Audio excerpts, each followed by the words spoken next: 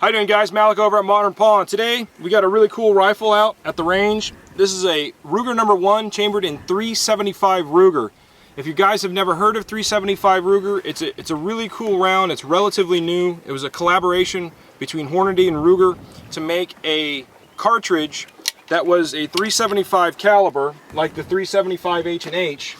But what they wanted was a cartridge that was the approximate overall length of a 30-06.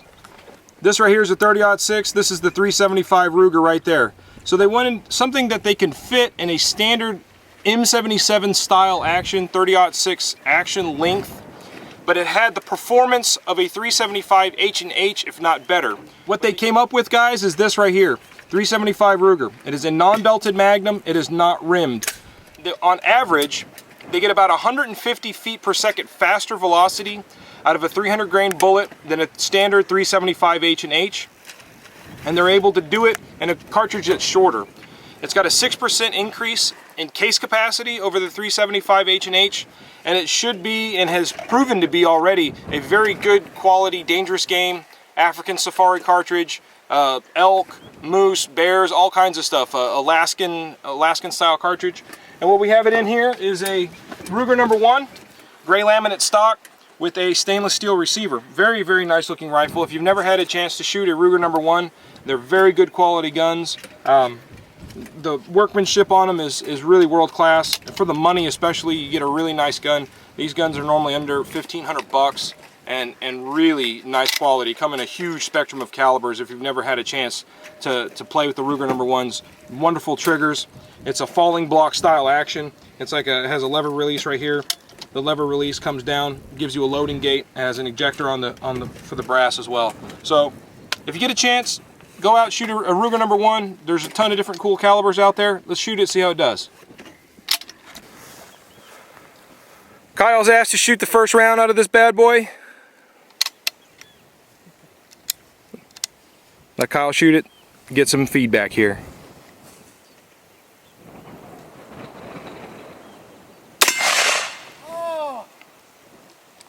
That looked like a nice center of mass hit. Not too bad. Not too bad? That's pretty nice. Yeah. It didn't sound very sharp. It sounded like a nice pushy recoil. Yeah, it wasn't too bad. Good deal. More straight back. You got Justin up, getting ready to shoot it. Damn lefties. Got to stand on the other side. It's not as bad as I thought it was going to be. What we're shooting here is the 300 grain round nose Ruger 375. It's a very cool looking cartridge. They make this stuff in solids, dangerous game. We have 270 grain spire points, 300 grain round nose, and 300 grain full metal jackets. So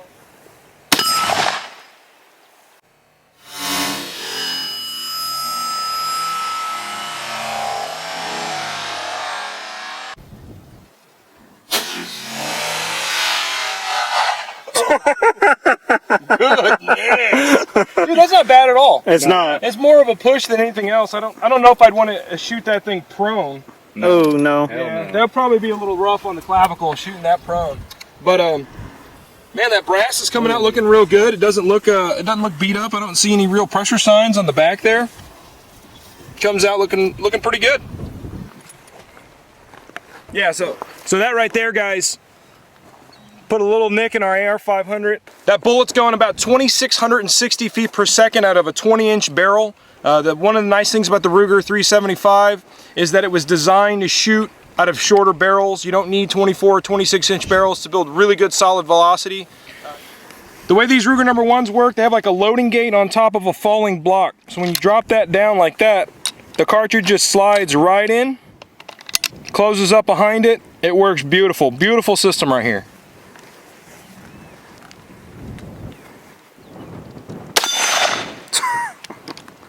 You gotta just let it recoil, let it push you back. Don't try and stop it. It's really not that bad, guys. Yeah, we just put that fresh hole in there right there. That's a pretty big size hole right there. Nice, clean, big round hole. That's a, I don't know, 1/4-inch plate. It put a finger size hole in there. That is some pretty serious power, guys. I may die. I may die. I'm being Justin today.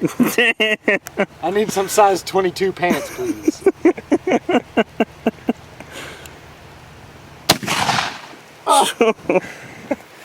You didn't fall over. Yeah. I had a low center of gravity. Oh. Yeah. It just turned into like paper flex. It did have some retention. It went through several books. It turned itself inside out. Damn, it's hot. Is it? Yeah. It's warm. Yeah, that's not much weight retention, but you can see that's got some serious energy.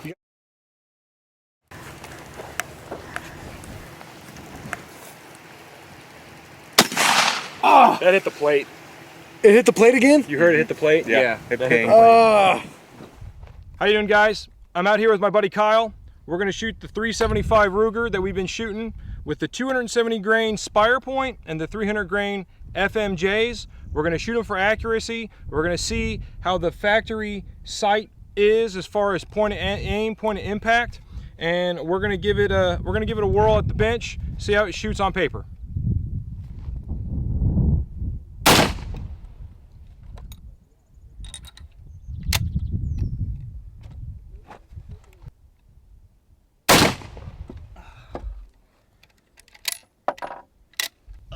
Recoil seated. Not very good.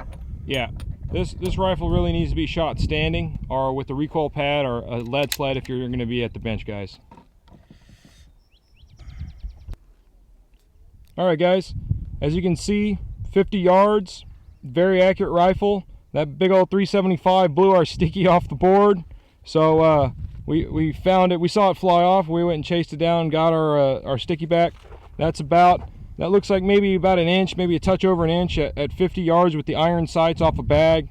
That's including all the painful flinching that comes with this rifle.